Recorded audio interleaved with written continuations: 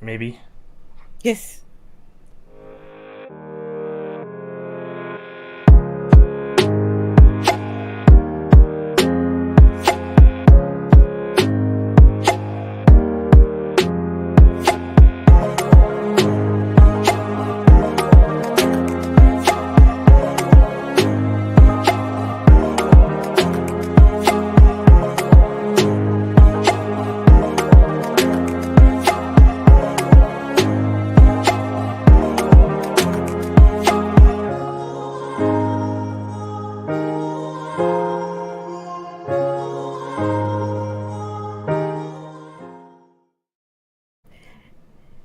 Hello, hello. Oh, hi, Nuriyah. Good to see you again. Likewise. Hello, how Yeah, are you? It's so nice to I'm see you. I'm good. You're looking really well. Thank you. So are you. You look beautiful, can I say, Thank you. Thank you very much. as You always. ready? Are you ready for the conversation? I am indeed. Yeah. I want to say thank you so much for talking about this because, it's just as relevant as ever. I feel like we need to keep it in whether it's the Yeah. news cycle or the YouTube cycle or whatever. But yeah, definitely much needed. It's a very heavy conversation, which always gets me every time we do talk about what's going on in Iran. I My heart breaks. I'm not Iranian at all, but just hearing the plight of the Iranian people, and let's not forget Masa Amini, that beautiful lady who, just taken just for no good reason for not wearing the hijab properly. It's mind blowing. Just I don't know, where does one begin? Where does one begin? And so yeah, for those people who don't know, today we'll be talking about women, um the rights of women and the protests in Iran. um this is an ongoing conversation, and we need to keep on putting a spotlight on this topic because the protests still go on. They're still carrying on, and a lot of people have died as a result. And so, um, you know, this is our way of just showing that we are a part of you. We feel your pain. We empathize with you. And what can we do? So, Nuriyah, I'll let you. Yeah, no, I mean, just to piggyback off what you were saying, obviously, what we have seen unfold in Iran is basically the death of, as Esther said, the death of 22-year-old Masa Jina Amini, who was essentially Iranian Kurdish, and she went to visit another part of her own country, as one does, just the simple basic act of wanting to go and enjoy her freedoms, and actually went to see this part of Iran with her brother. So they'd never been to Tehran before. And lo and behold, like just as she got off the train, I mean, she wasn't even able to see the city. They had pulled her to the side just on the basis of, as you said, literally two strands of her hair showing. So, I mean, it's not as if she was, even according to the standards of the morality police, and I hate that term, but um, she was not like even in defiance of what the Islamic regime's modesty implementations are. She had a hijab on. There was just two strands of hair that she decided to leave out, which we see like, a lot of people take it for granted. But like here in the UK, if you were to do that, nothing really is going to happen to you. If you were to do that in Pakistan, nothing is going to happen to you. But in her situation, she was beaten, like Hmm. brutally beaten in the police van. And again, like so much of it did not make sense. So all the anger and backlash that has come is obviously rightly um, it's all very much justified because again her own parents have asked for CCTV footage from like inside the van, and so conveniently it's just the battery had run out and there was no charge and things like that. So even now, in the face of like insane amounts of intimidation from the regime itself, her parents have fought for justice and have kind of like demanded that the autopsy reports be, considered, because it says that, there were serious blows to her head. There's like final CCTV footage of where she kind of just like keels over in the station. She Oh just kind of like, wow. yeah, she literally like falls Yeah. flat on a chair. I'm sorry. Oh And you God. can tell that Esther, that just doesn't just happen to, a healthy 22-year-old, whether or not they're No. going with their narrative of an underlying health conditions. There is clearly like a result of being beaten, which they're trying to cover up. But just to start us off, I guess, as you like said, she has become, and amongst others now, because the protests have been Mm, away for some mm. time, but she's essentially become a symbol of change and revolution, and a predominantly woman led revolution, but with every kind of age group and men as well as their allies. So we've seen this spread like wildfire across Iran. So Masa Amini has basically become a symbol for change.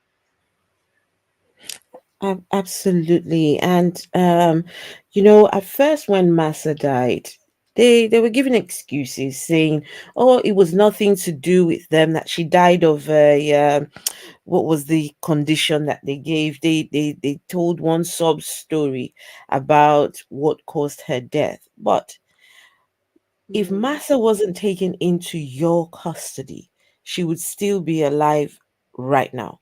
So, whatever the case, right? Whatever the case, whatever excuse was given for this young lady's plight, and you said just two strands of it. I mean, Nuriyah, I look at you and look how gorgeous you are. I mean, with your hair, for women, your hair is uh um is beauty. Never mind that I've chopped off all mine. Beautiful as well, though.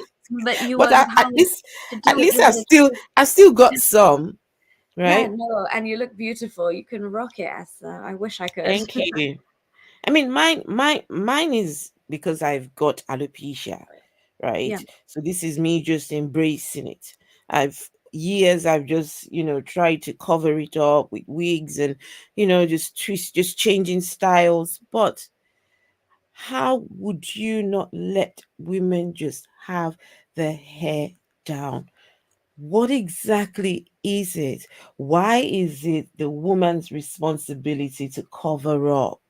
What is a what harm can a 22-year-old girl's hair do to anyone, that you have to now set up a task force to monitor people's clothing? It's just absolutely crazy. And that this is something that your God wants people to do. I don't know. I cannot stand for that. I just cannot stand for that at all. And so let me see. I wanted to share something here. Let me share this. Okay. Don't know if you all can see this. Um We can.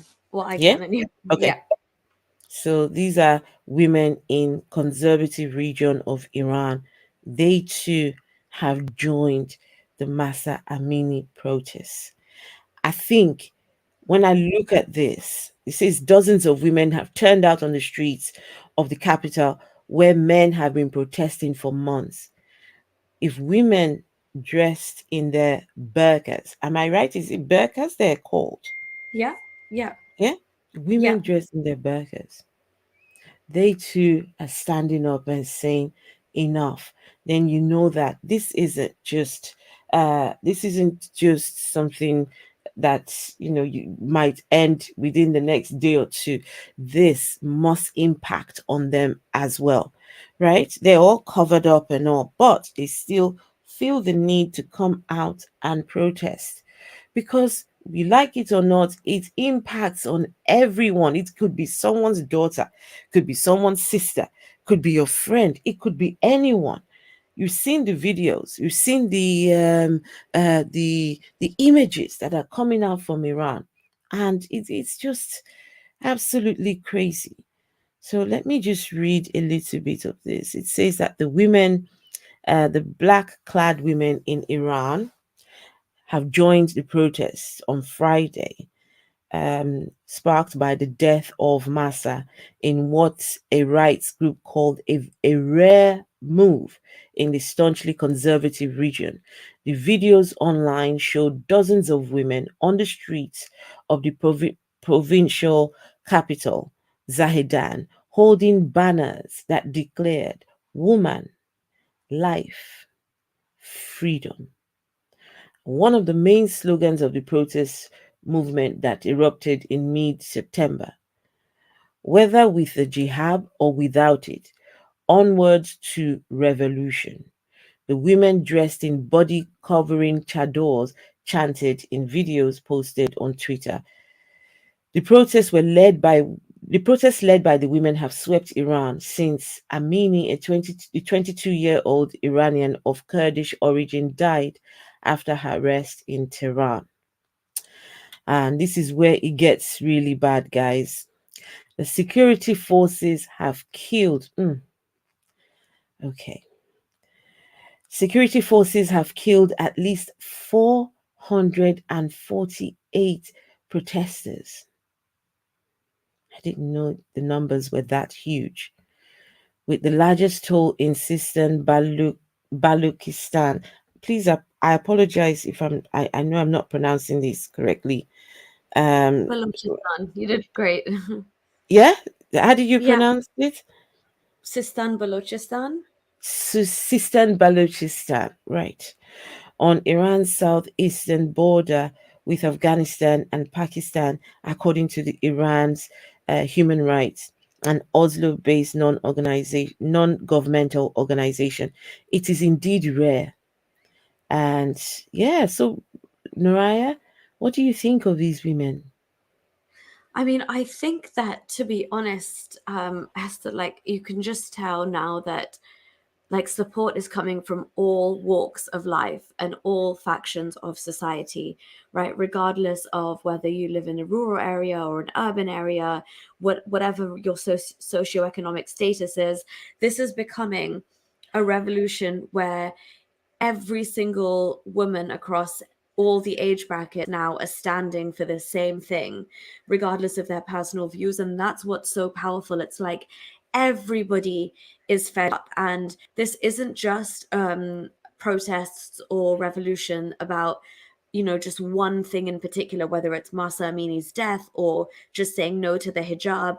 The hijab protests have been a long time coming. We've seen that with the White Wednesday protests that were launched quite a number of years ago now. Mhm. And that the white cloth had become a symbol for rejecting what the mullahs and the scholars and the Islamic regime was saying, and basically that threat to women's emancipation. But now the fight has become a struggle for basic like human rights for women and basic women's rights, and everybody acknowledges that now. So this is kind of like putting the middle finger up to the current system in its entirety under the Islamic regime. Whether it's the things like the morality police, something like that shouldn't even exist. Because as you said, Esther, they are threatened by a strand of hair. The Mm. same people who claim to call themselves the morality police have no issues taking lives over strands of hair, but they think that this is such um, a core pillar of what is uh, like definitely considered, law under an Islamic state. And then we have to go into why is that, and you make the connection all the way back to Islam and the fact that hijab is mandated for believing women. So we can unpack all of that. But again, as we do talk about Iran, I think it's also important to note that in the same breath, the way we see these women coming out in Iran in support of the protesters, we are also seeing in Afghanistan women fighting the same struggle for their mm, basic rights. Again, the parallels, you can't deny the fact that it's an Islamic regime in power, and instead of having woman, life, freedom as the slogan there, in Afghanistan, they're chanting bread, women, freedom, because it's the mm, same exact thing coupled with poverty, because now de facto like women can't or should not be seen leaving the house, because that's how insane the morality police vis-a-vis the Taliban have got in Afghanistan, that they say if you can't cover from head to toe and walk around without seeing the world for what it is, then you should stay at home. You have to have a good enough, sufficient reason to leave your home. So now women can't even go to the market to like pick up fresh vegetables. So I mean, they've succeeded in erasing them from society. That's why it's so wow. important to stand by, yeah, these women, like the conversation we're having right now, as So when we're talking about equal rights, right? Can they get equal rights? That's a question by Ox. Says, hey Ox, says, can they get equal rights and still have Islam in charge? Is is that a possibility that with Islam there is equal rights? I've actually heard Muslims, they have gone as far as to say, oh, Islam is the only religion that protects the rights of women. Islam is the only religion that gives women this and that. But then you only have to go look in their books, right? The in the books it says that a woman's I think is it her mental functions are not, you know, are not as equal as that of a man. A woman's testimony, you need how many women do you need? four, Four. four. Not only that, Esther, they need to see you in the ink and fountain pen position. They need to see the deed being done. Otherwise, yeah, it doesn't even count. So explain to me, please, how you make that a thing. And then when you say that in the religion a man is allowed to beat his wife. I heard a lady, I was talking to a lady last week. I was asking her about this idea that a man is allowed to beat his wife, right? And she said to me that yes, uh, it's permissible in Islam, but only something like a broomstick or a toothbrush. There's a big difference between a broomstick and a toothbrush, first of all, isn't there?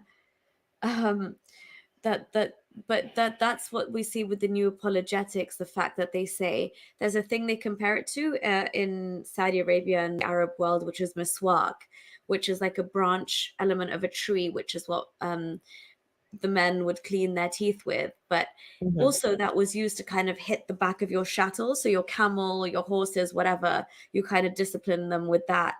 And it's the same terminology used to describe to how you discipline a wife, in the same way that you would tame your domestic animals. So obviously you can see that, like, that's the kind of honor that Islam gives to a woman. Even the Prophet's companions had said things like an infertile woman is about as useful to you as a doormat. And he doesn't even say doormat, he describes like a mat they used to have in the deserts made out of twigs, like Mhm. something that you would just trample all over and really, have no, it's very, very dark, Esther, with exactly. But again, what you're saying, coming back to these protests, it all lends itself to the fact that a woman's honor and dignity is so inherently connected to um, the values and modesty and virtue and honor that a family holds. But Islam is what's perpetuating this, because all of these morality police and the Islamic regime, they genuinely think that a woman who shows her hair walking around society is spreading fitna. Fitna means chaos in Arabic. She's causing mischief. Right. Mm. Okay, so the next thing I want to talk about is why talk about this? Why do we need to talk about this. I just read a comment by Adia's Space. Hey, Adia's Space, right? She said something that, Esther, you know that the Islamic revolution currently going on in northern Nigeria has been proven to be sponsored by the Iranian Islamic regime. Now, I can't say categorically that that's true, but that comment just brings me back to what happened to the young girl in Nigeria. What's her name? Deborah Samuels, who was killed by Islamic fundamentalists for simply asking for her college WhatsApp group to be kept free of Islamic propaganda. And they got angry because she said something that offended them, and she was killed.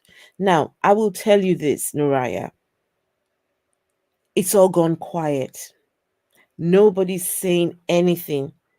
There is nobody, it's that's it. She's just died. Her parents have said they're not willing to they're not willing to pursue further, that they're going to leave it in the hands of God. But in the case of Masa Amini, it's an ongoing conversation. It's something that they have kept it going, right? And the other day I was in my local city in Birmingham, and there were people protesting in Birmingham City. They had the flags, they had the banners, Masa Amini's pictures in Birmingham town center. And I went and had a conversation with them, and they there was something they kept telling everyone, whatever you do, make sure to the hashtag Masa Amini. Keep it going. Keep the conversation going, right? We will not stop until there's a revolution in Iran.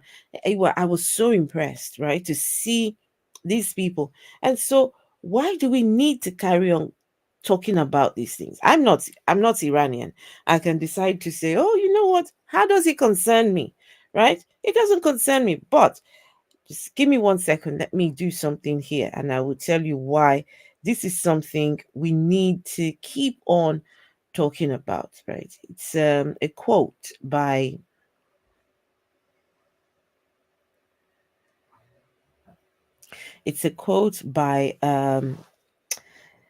okay, it says by Pastor Martin Niemöller.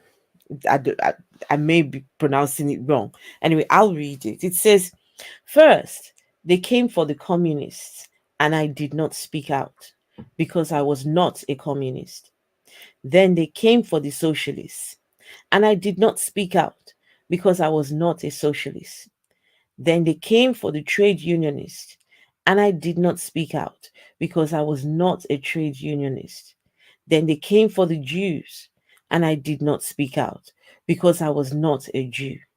Then they came for me, and there was no one left to speak out for me.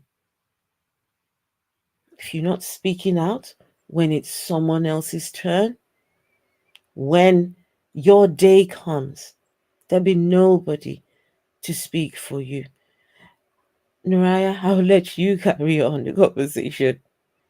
Yeah, no, that was a brilliant quote. I think I've actually seen that even on the London Underground, and I was like, wow, that is so apt. I mean, that applies to, so many things. Like if you're quiet in the face of oppression, then you're complicit in that oppression, kind of thing. And it's a similar thing here that, if we don't speak out now, well, it's kind of like, if you don't stand for something, what are you going to fall for? This is beyond just a fight for the Iranian women or the Iranian people or Iranian Kurds.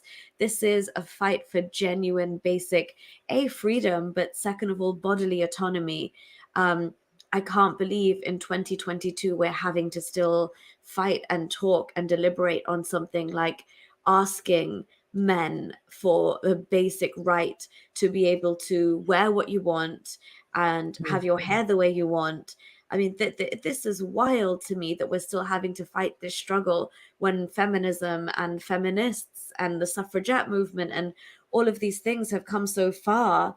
Um, But as Esther was saying, it's because religion Hmm. stagnates a culture, it stagnates everything. And wherever you see an Islamic regime in power, whether it be Afghanistan or Iran, you see a culture from 1400 years ago, a desert Bedouin culture, stagnated in countries where women are trying to move forward and progress and study and reach and, like, break those glass ceilings.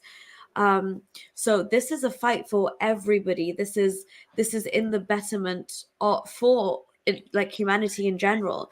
And I think this is why women, I'm not sure if Esther, but organizations like Philia and things have very much been behind this, because it is paralleled with movements across the world. We see Yes. various waves of Hmm. feminism, right? And feminists around the world fighting their own intersectional battles, but they recognize each other's struggles. So, in the Wow. same way that it was like the Arab Spring, for example, you're thinking that if the women of Iran are given this freedom, and they know that the women that are here in the West, we back them and we support them, and we will not let their voices fall on deaf ears, it will give momentum to that entire, like, movement. And we will force our governments and we'll force our MPs to hold the regime accountable, whether it's through sanctions or whether it's through, you know stopping various trade deals with them, or being harsher in immigration policy, whatever it might be. But we just want to show that we stand by this, because this is a fight that, yes, the Iranian people have to fight, but we need to be their voice when the regime is shutting down their social media and trying to black it out to the world, what's happening on the ground level. And I think that's what's so interesting as to hear is, with, like, religion, what's happening in Iran, in Tehran, on the streets, with the age of social media now, you can't hide it. Hmm. If you stop one person from sending us a video, then two other people, before they get arrested or pulled over or chucked into your vans, they will also send us the video. We will get their last live location. We are more connected than ever now, and we need to use that to help highlight what's going on. Absolutely. So just reading the news, it says that the UN officials, the UK and other G7 governments, they've criticized the Iranian regime's response, including its use of force against protesters and the suppression of the internet. While the numbers are uncertain, activists have reported that about 17,500 people have been detained and 419 protesters killed as of the 20th of November, according to the human rights activist news agency.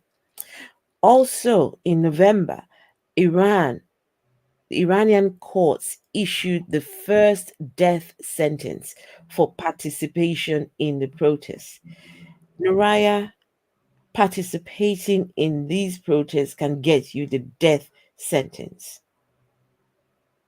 Yeah, exactly. The scary thing is, I mean, it's Hmm. it's a two-way thing, because what we see with these women, as you just showed us, Esther, earlier, they have built up so much resilience. Like, they're not scared anymore. This Hmm. younger generation, they are not scared. I think even BBC's done a whole news report calling them the TikTok generation, and how fearless they are in the face of these, even like the clerics and the people who uphold the regime. We've seen them go to school and, like, do brazen acts, like stick their middle finger up to pictures of these clerics. We see youngsters knocking their caps off on the street and things like that. So they've Yes. really, they've taken it up a notch with how much they're not afraid. And these people are putting their lives on their line every single time they leave their house, um, uncovered, like keeping their hair uncovered or wearing what they want, or anything. And we've seen how many protesters that they've killed.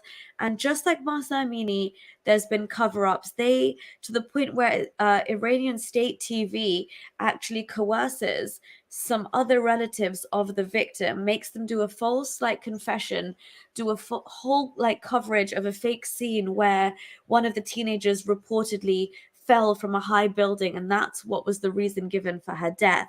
However, the CCTV footage shows where she was last seen, and then her having her head being smacked against the van.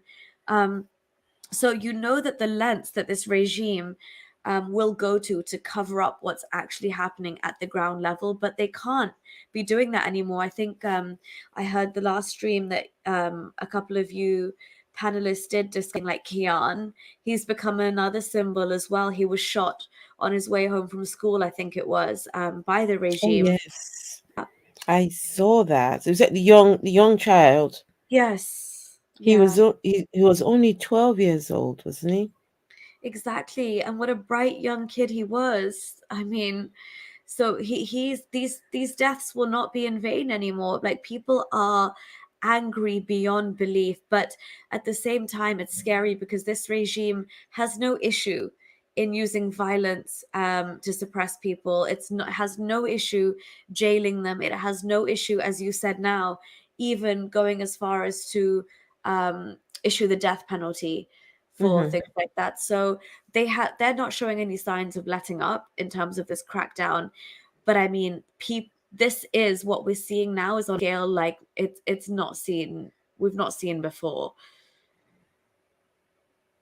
There was a comment that I saw, which I wanted to highlight about the impact of these protests having an effect in other parts of the world, right? And, you know, just you don't take for granted what's going on in Iran, because I'm sure the other Islamic regimes are looking to see exactly what's happening here. Because you realize that however this ends, will have a huge impact on the fundamental Islamic regimes and how they go on from henceforth, right? You cannot put all this pressure on people. You cannot suppress a whole people and tell them, oh, you've got to be a certain way, and not expect to not get pushback, expect to not, them protest or want to be free. That's all they're asking for. Freedom to dress however they want, freedom to come and go as they please, right? Just why can't they get that? Why do we have to have a religion dictating how people must live their life? I really don't understand it. I struggle. I really struggle. I think that's why I'm an atheist. But then how does this, and they will tell you that this is a religion of peace. How is this peaceful? How is this peaceful when people are dying? And you talk about a religion of peace. This isn't peaceful.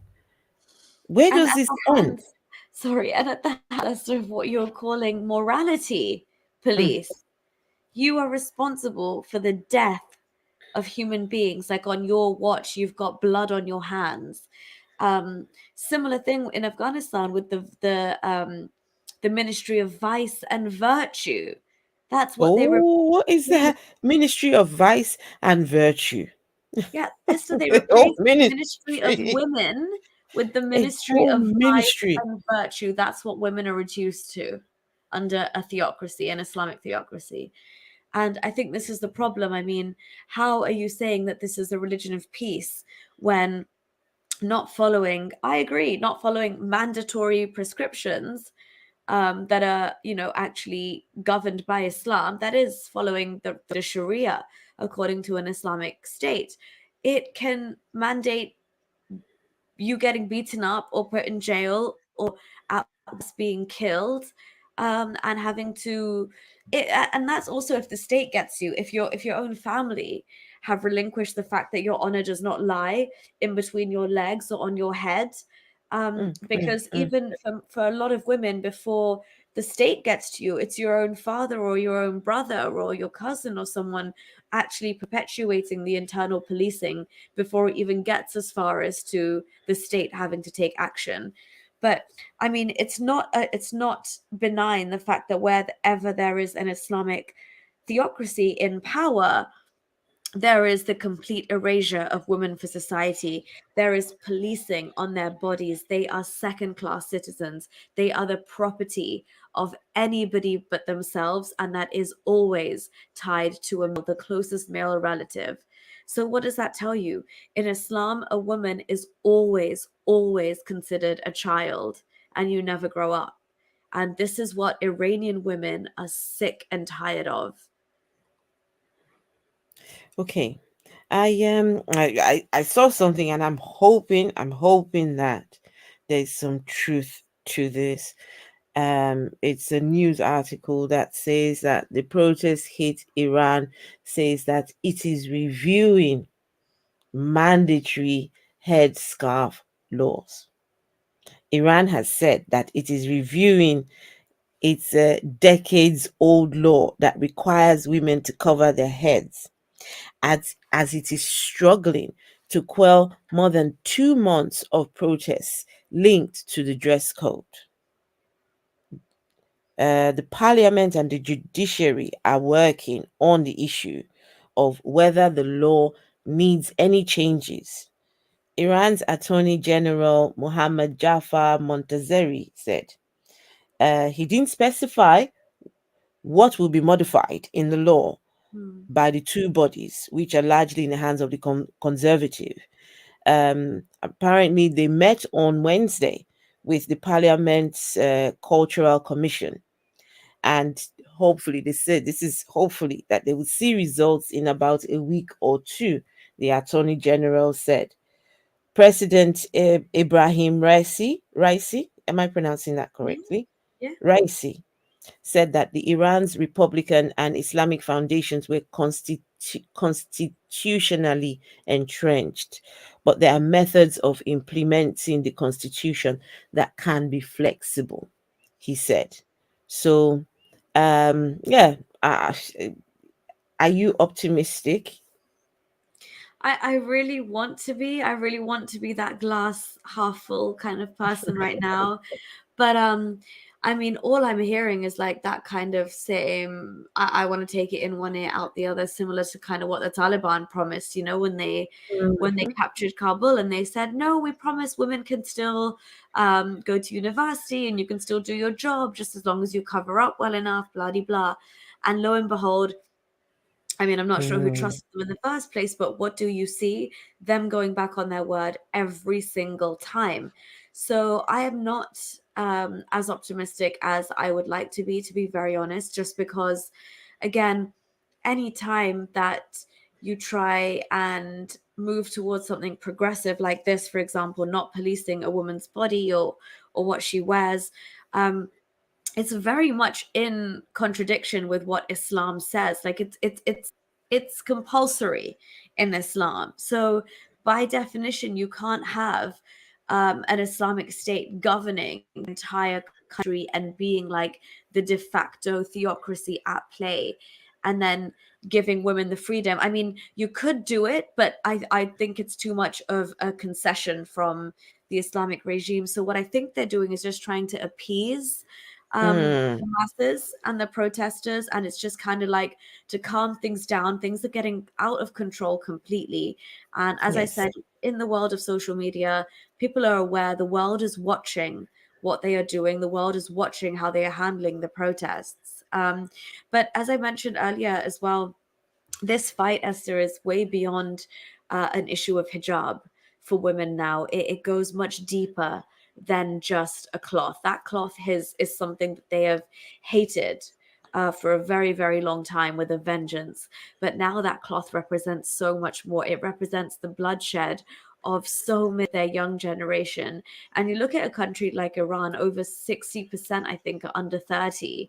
Um, so it's largely a very young, like, economically employable, progressive um, populace that look towards secular values and democracy and progression. So I don't think even they are going to be happy with somebody saying, oh, there is some room for flexibility with our mandatory hijab laws. I think it's way too late for a tiny bit of appeasement like that.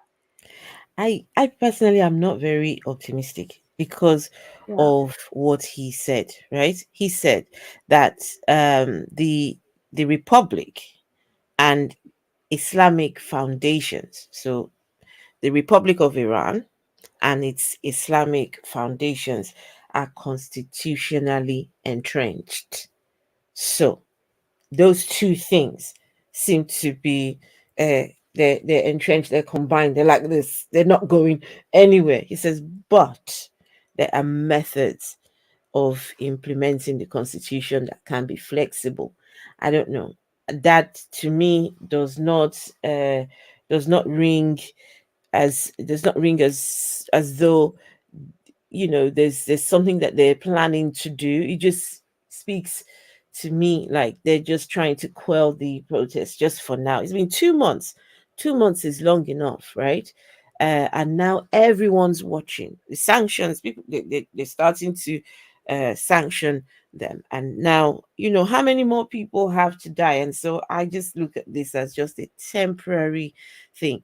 The problem, in my opinion, the problem is the Islamic foundations. That right there is the problem. When you have a religion, you have a God that dictates to the people how they must live their life, how they must dress, Yeah. how they must just every facet of their lives is dictated to them by this imaginary deity. Well, I think it's imaginary because I'm an atheist. So, as far as I'm concerned, as long as you have those Islamic foundations, Islamic ideals, uh, I don't know. I'm not very optimistic. I'm not very optimistic. No, and Esther, I think you've hit the nail on the head. It is like what Sam Harris says, right? The problem with Islam are the fundamentals of Islam. So if you take even the what's happening in Iran, if you take like a holistic approach, at a basic level, I know there's nuances within the conflict, like you've got the Kurdish element and their kind of fight for liberation as well, and the right to like self-governance or whatever. But if you just look generally at this fight for women's liberation or emancipation, you are never ever ever going to get that under the confines of a theology that says women are inferior to men, women are deficient in intelligence, women are deficient Yeah. in religion. It says verbatim in the Quran that men are a degree above women because they provide and are the maintainers of women and financially, even if that was the case maybe once upon a time a long time ago, it just doesn't match up today. But then Islam says for itself, as Hitchens says, it makes very big claims for itself that it's timeless and eternal and all of these things, but it does not work. Anywhere you look in the world that there is an Islamic majority country that employs Islam, as you said, the fundamentals as part and parcel of its fundamental constitution, and human rights, you are always going to have that schism. You're never going to have the foundations for equality. And I think that will always be at loggerheads with Islamic nations. So you have to take a very strange approach, maybe kind of like the one that the UAE did. And I mean, look at Qatar now. They tried to fake it to the world and show that they could get away with hosting a World Cup, but their values not be questioned. But the hypocrisy of some of the ways the country runs is bought into speculation now, and it's under the limelight because of the power of social media. So you cannot silence Gen Z, progressive Iranian kids that have no regard for what Khomeini or Khomeini would tell them. Do you know what I mean? Mm-hmm, mm-hmm. I guess They've not even grown up in that. this is just a question for yourself. Wait, did you ever have to wear the hijab, the burqa, or any of these things when you were um, a Muslim? Yeah, I mean, obviously, it's mandatory when you pray and when you go and do the pilgrimage in Mecca. So the main one, Hajj, which is one of the five pillars of Islam. But in Ramadan and all throughout the year, you can do mini pilgrimages. But yeah, for that you have to cover up and you have to wear the abaya. Growing up in Saudi Arabia, I had to anyway. After the age of about 15, 16, because you had something called the mutawa, which is the Islamic police. So if you were old enough now, basically, like you've hit puberty, they would come, they would walk around with batons and they would tell you to like exactly like what Masa Amini's situation must be before they Hmm. beat her to a pulp. But they would walk around like when my mum's been in the supermarket at times in Saudi Arabia. You see the Wow. Islamic police come and they tell you to like lift your veil up properly or like make sure all your hair is covered. It's yeah, and then personally, I wore the Really? hijab myself because it was mandated that a good Muslim woman should. So at 9, I decided to do it. So how did it feel to not have to, uh, not to put it on, and not to, um, when you came to the UK, of course, in the UK it's not compulsory, right, for you to have your burqa hijab on. But how did that feel to not have that, those laws imposed on you? How did it feel? That was amazing, to be honest. And that's when you realize that, like, oh, even without this thing now, do I feel less Muslim, so to speak? Do I feel less close to God? Do I feel any of these things? And I didn't, to be honest. You know, again, you lose your individuality, you lose certain ways to express yourself when you are wearing it, but your focus is that you're doing almost like you're sacrificing something for God. And when I was young in the UK, because actually I guess it worked the opposite for me. Maybe it's kind of maybe the line of thinking that somebody like Shamima Begum might have had a little bit of an identity crisis too initially, was I didn't have to wear it, but I wanted to showcase the fact that I was a Muslim. And as a young Muslim girl, what better way to showcase your identity than wear the veil to school? So I'm sure you're aware we had classes like religious education. Yes, And I yes. would have to show people how to pray just because I was like the poster girl for Islam because I had to wear the hijab. But again, it goes back to as a 9-year old me, I thought this is what God wanted and this is how to get to heaven. So I was more surprised that other women were being so bold and brave as to not do what God wanted them to do, even though they wanted to get to heaven. So my experience was a bit flipped around, if that makes sense. I get that, but then you share your experience and you say how freeing it felt for you to not have this imposed.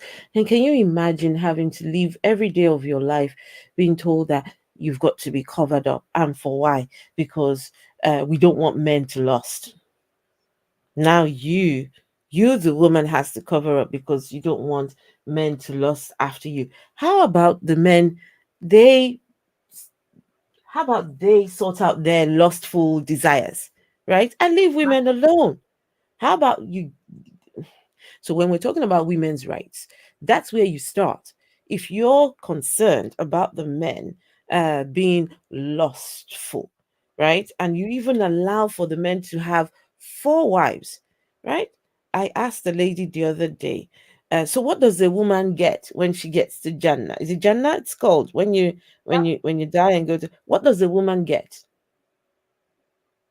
And it Well, was crickets. Oh, uh, women don't. I couldn't remember what exactly the answer was, but it took her a bit of time to even answer the question. But what exactly do women get, Nuriyah, when you get to Jannah? are you ready for this, Esther? Listen, just hit me with it. I need to hear it. I'm scared you're going to convert to Islam. It's that good. Is Okay. it? Yeah, I mean, it's what more one asks for, Esther. So, listen to this. Okay, As a tell me. as a woman, you would get what guys get to, I guess. So rivers of milk and honey and wine that doesn't give you a hangover, apparently. But also, you would get young, beautiful boy servants that would serve you constantly. And when you have a husband, if you have a husband, you would be the head madame of 72 virgins. That's your role. That's your designated, beautiful role, Esther. You are the head. You manage them. You're in a managerial position. Wait, is this in Jana, or where Yeah, is this going to take place? this is in Islamic heaven. Nuriyah, you can't be serious. No, because this lady who I asked didn't give me this answer. What you're giving me, she just was beating about the bush. Oh, women don't particularly have desires like men, and this and that. So no, I don't Esther, think you're telling me the truth. she's saying that to you because you, when you get married or whatever, even if you hate your husband, you're stuck with him, okay, in the afterlife. But second of all, she's saying that you're not going to have desires and be jealous because you have to watch him and wait until he's done with 72 virgins who, by the way, are going to constantly be regaining their virginity. So they're going to have sex with your husband, then regain their virginity. So your husband's just going to constantly be deflowering them, even though I hate that concept. It's not a real thing. But that's what your husband is going to be doing effectively. And you're going to be like, okay, you're next. You get in line. You're next. Oh, what a great job this is. Hey, little beautiful boy servant, can I get some more grapes and non hangovery wine? So is that the equality? Is that their version of equality for women? Yep, that's kind of the best that Allah has said for us to lure us into heaven. But Esther, you also remember that the flip side is true because the majority, when Muhammad had glimpses of heaven and hell on his night journey, he said that the majority of hellfire dwellers are women because they are ungrateful and they curse often. They're ungrateful for their husbands, they curse and annoy their husbands, and they're deficient in intelligence and religion. So the majority of us are in hell, which again doesn't match up Islamically because then how are we all gonna be in? How is the pimping out system gonna be managed sufficiently? But okay. Oh my goodness. I think about this religion, and I really am trying to just rein it in because I don't want to say things I shouldn't say, because I particularly do not like religion at all. I am very against the ideals of many of these religions. But a religion that tells women that you are beneath the Yeah. man is above you, and you are beneath.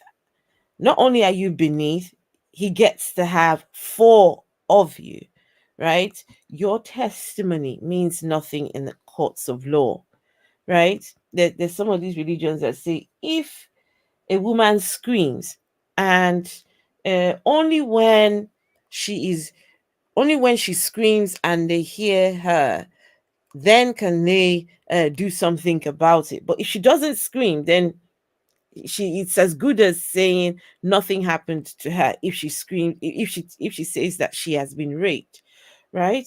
Because she's a woman. And we're going forward, what does the face of equality look like for the women of Iran? Not just Iran, but in these uh, Islamic regimes. What does that look like? How can we start to have these conversations? How can we help these women? Because now the women are coming out and they're saying, enough, enough. We want our rights. So, I think I still like that. That's a good point as well because, like we're seeing now, I mean, this is becoming a kind of more of a global movement. In some of the countries that we see where women have or enjoy some of the worst statistics for that country being safe or empowering for women. A lot of that is tied down to the shackles of Islam. And I think the road to emancipation and equality is for women to acknowledge. And a lot of the time, this is a hard truth to acknowledge because a lot of these women have never confronted or needed to confront this head on. You can always put it down to cultural issues or political issues. But for women to actually now make the distinction between this fight for feminism and basic equality, Mm. along with getting rid of the shackles of Islam. You are going to have to leave your religion behind if you want Yes. to enjoy your basic personal human given freedoms that every individual should enjoy. This is another thing we're seeing in Pakistan. We've started to focus a lot more on streams that are in the Urdu language, but the reason is because now we've got an amount of ex-Muslim women who actually acknowledge the fact that Pakistan needs like a whole movement of feminism, but there are now enough of us to say we are feminists from Pakistan, but also we do not agree with Islam. We've also left that behind. So usually what we see in the women's march in Pakistan is like women coming out, and that's beautiful. We see them coming out with their brothers, their husbands, their Mm, fathers. yes. I've But seen that. yeah, Mm. thing Mm. is, as the issue was, is that they were coming out, and on the one hand, they're saying, women just want basic fundamental rights, and on the other hand, they were holding a picket of a slogan saying, "Allah has given me rights," or "the Quran gave me freedom." And I'm like, those two things are contradictory in nature. So you're doing yourself a disservice, because that was one of my first videos on YouTube, right? Like Islam and feminism, that's the biggest oxymoron. You can't be a Muslim feminist. How can you put those two things together when the very scripture is putting you um, below and putting the man on a pedestal, right? You're never gonna, there's a whole lot of cognitive dissonance or ignorance or a bit of both that's at play there. So, excuse me. Nuriyah, I would need to share something with you.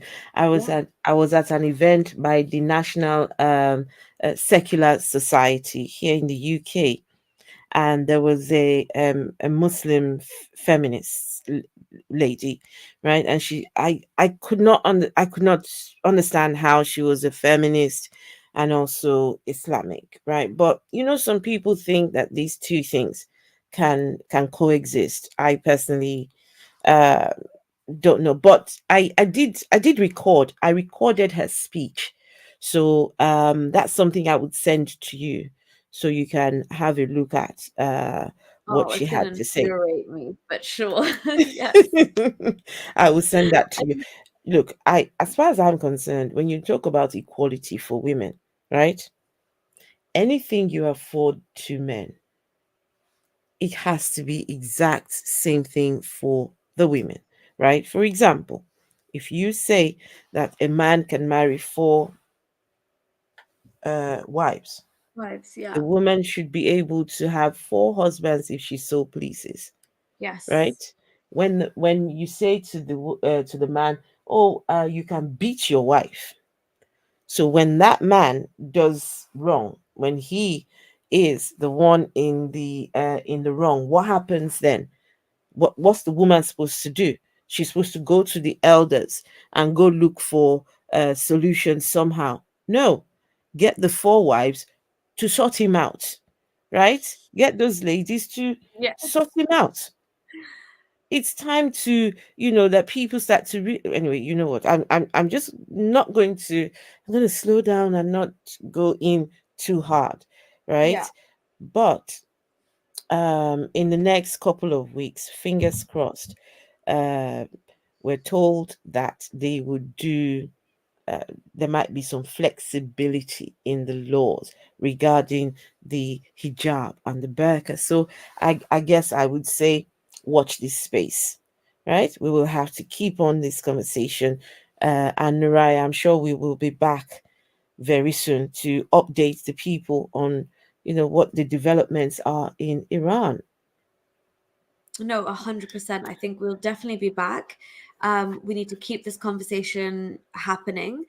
It changes on a weekly basis, but what's definitely not changing is the brutality of this regime, the methods they are employing to silence protesters, because this is becoming a force that they cannot control and silence anymore. So please, like as Esther was saying, we're going to keep talking about this, but mm, keep it in your local jurisdiction, whatever. Like keep your MP or whoever your, I don't know what the system is in other parts of the world, but whoever is your local councillor or representative, keep this in their discussions. Make sure we are not losing track and sight of the fight that is being fought not only in Iran but also in Afghanistan, where Islamic regimes are currently in power.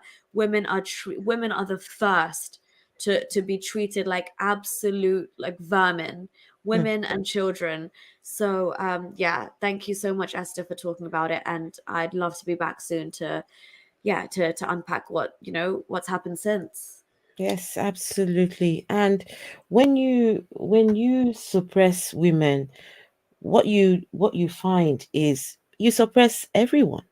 You suppress the children, you suppress the man. So if you think, oh, we will, someone told me about a video that was circulating years ago. Someone came online and was talking about how to beat a woman, no, how to force a woman into submission, right? Yes, apparently they've taken this video down, Mm, but he was talking about if you talk to her, she don't listen. You go to the next stage up. Next stage up is you beat her, right? yeah. If you beat her, that don't work. Then you have sex with her in a uh, very hard. I don't know, just have your way with her, but not very nice, but be very forceful with it. And if that doesn't work, then you work on her emotions. You work on this. You deliberately work on to bring her to a place of submission. And Psychological abuse, that's what that is. Yeah. why anybody would want to bring a woman to that place of submission, I don't know. Well, unfortunately, that's some people's beliefs in the religion of Islam. And until the woman is free, nobody can be free. Nobody. So, Touche. And Esther's just sorry, one last point I want to say in case we didn't say it is it just with the morality police in charge, it's not like they wait for women to mess up. Okay. So when we talk about like the daily struggles of a woman, they have a quota of they need to not being appropriately dressed. That's why like Masa Amini was probably a target they needed to complete their quota numbers for that day. That's why two strands can result in death. It's because this is the mentality behind this. Like, we need to imprison and lock up and subjugate and suppress and dominate this amount of women per day to just mhm. validate our power. So yeah, I just wanted to end with that based on what Esther was saying. That's the limit of what women are facing. So like Afghan women, like Iranian women, why would you step out of your house? Every single step of yours is putting your life in danger. So, you don't think about whether your family is hungry at that point or putting food on the table, let alone your career. So women Mhm. are starting off with nothing in these countries, nothing. It is our duty, being here in the West, to use our voice, whether it's for an hour on YouTube here or there, but we need to let them know we're with them and we hear them. Absolutely, Nuriyah. I appreciate that. Now, okay, producer Wes, what is there? Here we go. Right, this is what I was trying to highlight. Mm. Hashtag Hair for Freedom, and this is happening in Piccadilly Circus. It's going to be a march, a campaign.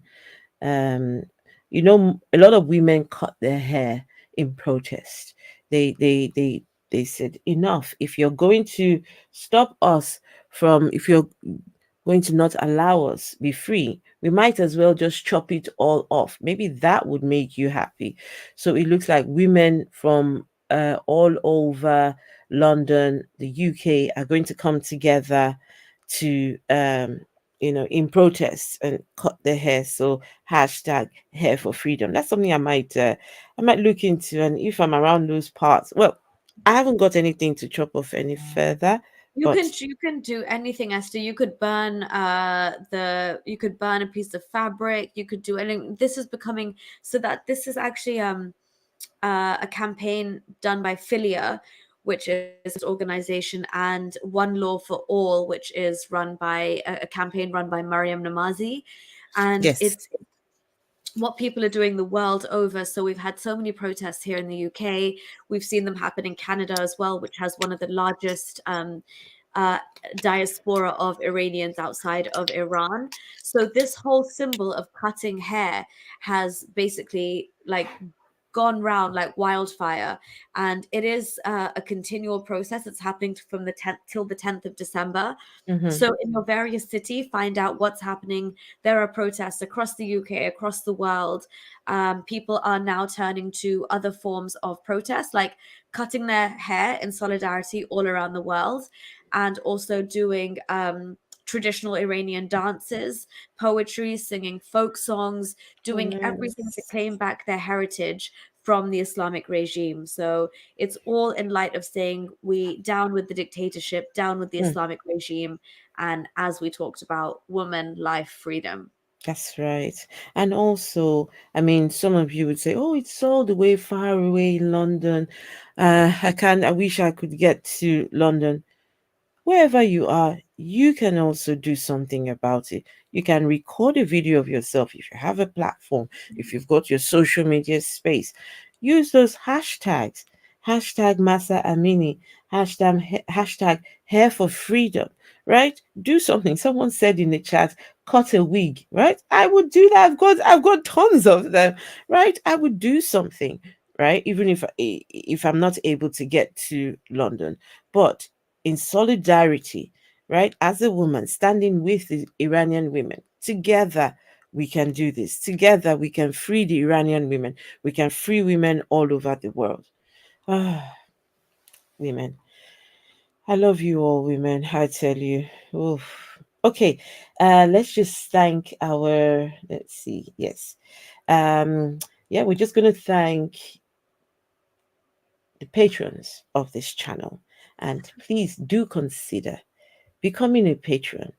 It helps the channel. It helps to get the word out there.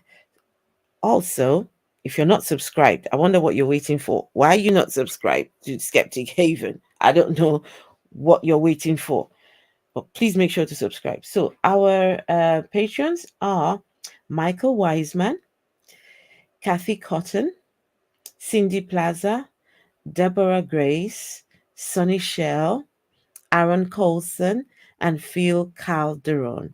So thank you all. So consider becoming a Patreon. Support the channel. Nuriyah, have you got anything coming up soon? Um, I would be another a panel on Iran coming up. Hopefully with Mariam Namazi, she's actually been on the front lines of That would be a lot of nice. these protests. Yeah, and I'd love for you to join as well, Esther. So Yes. I'll give you a shout out Okay. before we can do something together. But yeah, that's about it for now. I've got Oh, an Urdu stream right after this, so if anyone okay. here happens to speak Urdu or Hindi or Punjabi, then Noor Ilm is the channel to find me on now. Myself, I've got a stream tomorrow with where just me and a gentleman. We're going to be talking about the problems with religion over in that side of the world, over in Africa. Right, so we're going, we're taking a journey that way. That's what I like to talk about in Africa. So, right, if anyone's interested, feel free to subscribe to both channels and to this particular channel, Skeptic Haven. All right, guys, thank you all very much for tuning in, and we will be back for more.